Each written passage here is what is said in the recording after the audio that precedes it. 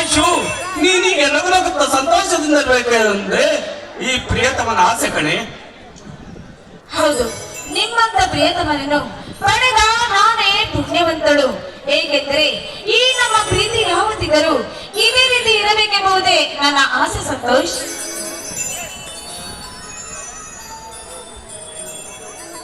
ಅಲೆ ಆಗಿ ಬಂದು ನೆಲೆ ಆಗಿ ನಿಂತ ಮೇಲೆ ಅಲೆಯಂತೆ ಅಪ್ಪಳಿಸಿ ಹೋದ ಮೇಲೆ ನೆಲೆ ಇಲ್ಲದ ಈ ಜೀವನದ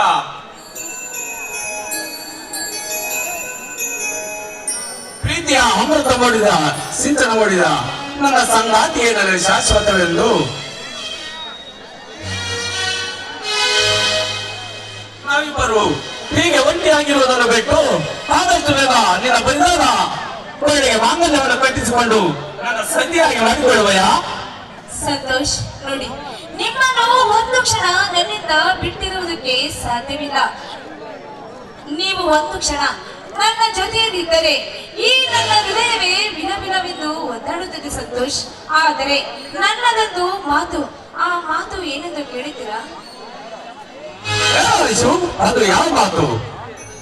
ಏನಿಲ್ಲ ಸಂತೋಷ್, ನನಗೆ ಒಬ್ಬ ಅಣ್ಣನಿದ್ದಾನೆ.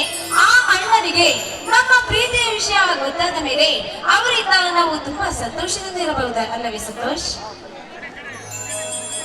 ಆಯ್ತು ಐಶು, ನೀನು ಹೇಳೋ ಮಾತು ಅದು ನನಗೆ ಪ್ರೀತಿಯ ನಂಟು ಅಲ್ಲ ಐಶು. ಇಷ್ಟು ದಿನಗಳವರೆಗೆ ನನಗೊಬ್ಬ ಅಣ್ಣನಿರುವ ಎಂದು ಹೇಳುವೆಯಲ್ಲ? ಹೌದು, ನೋಡಿ, ನನಗೆ ಅಣ್ಣನಿದ್ದನೆಂದು ಈ ಸಮಾಜಕ್ಕೆ ಹೇಳಿ ಏನ್ ಪ್ರಯೋಜನವಿದೆ? ಅದು ಸಮಯ ಬಂದಾಗ ಎಲ್ಲ ತಿಳಿಸಿದರೆ ಎಲ್ಲ ಸರಿ ಹೋಗುತ್ತದೆ ಅಲ್ಲವೇ ಸಂತೋಷ್? ಸರಿ ಬಿಡ ಐಶು, ಇನ್ನು ಮುಂದೆ ಏನು ಮಾಡಬೇಕೆಂದಿರುವೆಯಾ? ಏನಿಲ್ಲ ಸಂತೋಷ್, ನಾಳೆಯೇ ನಮ್ಮ ಅಣ್ಣನಿಗೆ ಹೋಗಿ ನಾವು ಪ್ರೀತಿ ಮಾಡುತ್ತಿರುವ ವಿಷಯವನ್ನು ತಿಳಿಸಿ ನಾವು ಒಂದು ವಾರದಲ್ಲೇ ಮದುವೆಯಾಗೋಣವೆಂದು ತೀರ್ಮಾನ ಮಾಡಿಕೊಂಡಿದ್ದೇನೆ. ಅಣ್ಣನೇನಾದರೂ ಒಪ್ಪಿಗೆ ಸೂಚಿಸಿ ಹೋದರೆ? ನೋಡಿ, ನಮ್ಮಣ್ಣ ನಮ್ಮ ಪ್ರೀತಿಗೆ ಒಪ್ಪಿಗೆ ಕೊಟ್ಟೇ ಕೊಡುತ್ತಾನೆ. ಹೇಗೆಂದರೆ ನಮ್ಮ ಪ್ರೀತಿ ನಿರ್ಮಲವಾದದಲ್ಲ, ಅದಕ್ಕೋಸ್ಕರ. ಅಳಬೇಡ ಐಶು, ಅಳಬೇಡ, ತಮಾಷೆಗೆ ಹಾಗೆಂದೆ. ಇನ್ನು ಮುಂದೆ ಯಾವತ್ತೂ ನನ್ನ ಐಶ್ವರ್ಯಳ ಮನಸ್ಸನ್ನು ನೋಯಿಸುವುದಿಲ್ಲ. ನಗು ಐಶು, ನಗು. I promise Aishu. ಓ, ಈ ಮಾತು ಸತ್ಯವೇ? ನಿನ್ನಾನಗೂ ಸತ್ಯ ಕಡೆ ಕೊಟ್ಟ ಮಾತಿಗೆ ವಿರುದ್ಧವಾಗಿ ನಡೆದುಕೊಳ್ಳುವುದೇ ನನ್ನಿಂದಾಗದು ಐಶು.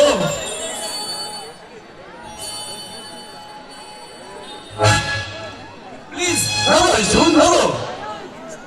ಇದು ನನ್ನ ಐಶು ಅಂದ್ರೆ.